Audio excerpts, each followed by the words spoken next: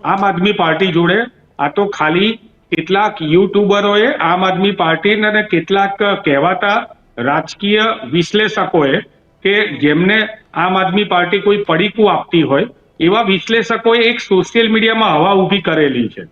તમે ધરાતલ ઉપર આમ આદમી પાર્ટીને જોશો તો આમ આદમી પાર્ટીનું કોઈ વર્ચસ્વ નથી. હજી તમને કહું, આવનારી સ્થાનિક સ્વરાજની ચૂંટણીઓમાં આમ આદમી પાર્ટી પાસે ઉમેદવાર પણ નહીં મળે અને ભૂતકાળમાં પણ સ્થાનિક સ્વરાજની ચૂંટણીઓ થઈ એની અંદર આમ આદમી પાર્ટીને જે વોટ મળ્યા છે એના કરતા તો નોટાને વધારે વોટ મળ્યા છે. 2-3% વોટ મળતા હોય છે આમ આદમી પાર્ટીને.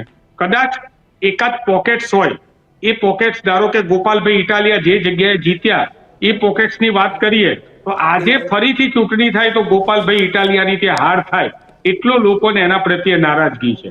કારણ કે વકીલનો ડ્રેસ પહેરીને જ્યારે પોતાના ધારાસભ્ય માટે કોર્ટમાં જવા માટે દોડી ગયા, જ્યારે બોટાદની અંદર ખેડૂતોને પોલીસે પકડી લીધા, ત્યારે વકીલનો ડ્રેસ ક્યાં હતો?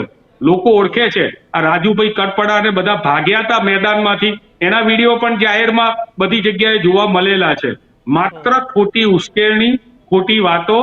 આમ આદમી પાર્ટી પાસે નથી કાર્યકર્તા, માત્ર સોશિયલ મીડિયા ઉપર કેટલાક, ફરીથી એકવાર કહું છું, કેટલાક રાજકીય વિશ્લેષકો છે એમને પડીકું પહોંચાડે છે.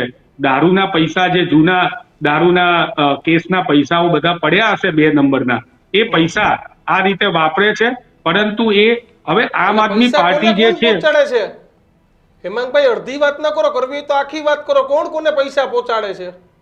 અરે ભાઈ, અમદાવાદ ગુજરાતની અંદર આમ આદમી પાર્ટીને આખું નેટવર્ક પકડાયેલું હતું પૈસાનું. ત્યાંથી દારૂના પૈસા જે દિલ્હીની અંદર કમાયેલા હતા એ પૈસા ગુજરાતની અંદર આવતા હતા. આખું નેટવર્ક ગઈ ચૂંટણીમાં પકડાયેલું છે. જગ જાહેર છે, તમારા જેવા મીડિયાના માધ્યમથી બહાર નીકળેલું છે. અત્યારે કઈ પૈસા આવે છે?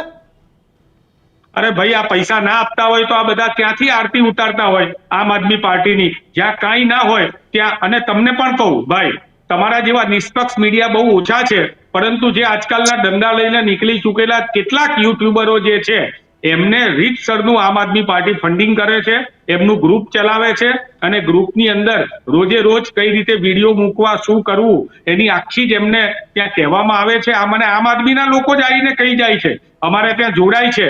અને તમને કહું, આમ આદમીના અસલ કાર્યકર્તાઓ જે છે એ તો આમ આદમી પાસે કાર્યકર્તા વધ્યા જ નથી. અમારે ત્યાં કોંગ્રેસમાં જોડાવાની લાઈનો લાગેલી છે.